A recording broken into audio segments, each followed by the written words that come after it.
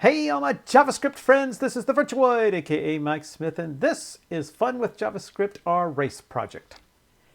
If you like this video, please click on the like button below, subscribe to this channel, or leave a comment. I would love to hear from you. Okay, this is a quick update about the progress we're making on the game, mostly because it's been an entire month since I've done an update on this. But I just wanted to show you some of the work we're doing on the track and then a little surprise toward the very end here. First of all, the big thing we've been working on here is trying to better optimize the different curves that are available. And with that, we're calling it a helix. This is basically, let me bring this a little bit further in here. There we go. This basically allows us to start experimenting with different declinations and declination algorithms and everything to try to get the best curves that we can with this track, because obviously the better the curves are, then the better the cars are going to run here. So we've done a lot of work on getting all of this nicely put together, and if I click on the word go there, it will actually try to drop a ball and we can watch the ball fall down. Yay, there it goes. Whee! But anyway, so that's one of the big things that we are working on. Now, one of the things that I have also worked on is to try to get a car. And I have to admit, I had a lot of major problems trying to get a car working. But I finally got a little car working on a test track. And let me get it. Let's go to the launch point here and bring it on in and see if we can see it from the launch point. And let's click on Go Car. Boom, there it goes. There's my little test car. Go, little guy, go. Whee! And it slides all over the place and hits the curve and just starts crashing. If I click again, you'll see it'll try it again, and it will do a little bit better. Sometimes it'll do pretty poorly. Sometimes it'll do rather well. Sometimes that's a little bit better right there.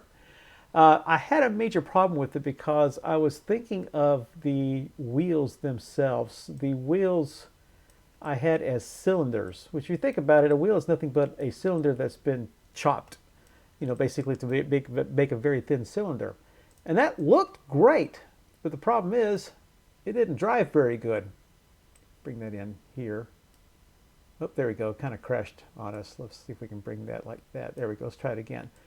So I kept working with it, changing the friction, changing everything, trying to figure out what the heck I could do about it, and nothing, absolutely nothing was working with it.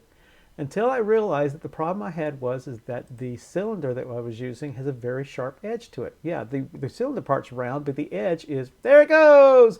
The edge is basically a 90-degree angle. So every time you hit the edge or a wall, it just basically stopped.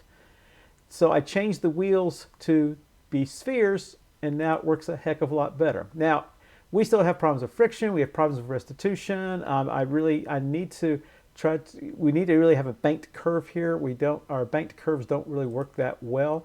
If we do this is the curves that we're currently using for that the helix stuff is working with. This works slightly better, but we're still working on it. Let's see what happens to a car here. Oh, hit that side. Yeah, basically we're trying to get the banks to work correctly.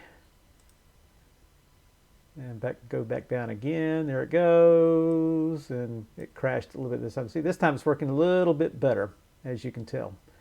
But the cars are coming along real nicely. So I now know that I'll just basically have a model of a car. And instead of having a cylindrical wheel, its physics imposter, I would have a sphere. And that just works a whole heck of a lot better. So I'm thinking our POC is just about complete. A lot of work, oh, there it goes over the side. A lot of work still on how getting the car to interact correctly with the track. In fact, getting a bunch of cars to interact. Oh, hey, see that time it ran really nice there. Yeah, that's looking good. So I'm thinking 2 to 3 weeks we might be able to give you a full start doing the videos with all of the code with it. So at that point, I should be able to run 4 cars on our track and have a track where it's just not the length or the size of one car. It's a track that's basically the size of 4 cars. And we'll see them all jockey for position and not wreck like that and flip over, all that kind of fun stuff. So anyway, this is, like I said, this is a very quick update. It's coming along nicely. It's taking a heck of a lot longer than I originally had anticipated. You find out really quick how much you don't know about mathematics and how much you don't know about graphics when you first start to get into this kind of stuff, but it's been so much fun trying to figure it all out. If you like this video, please click on the like button below, subscribe to this channel, or leave a comment. I'd love to hear from you. And again, thank you so very much for watching. This is Mike Smith, the Virtuoid. We'll catch you later.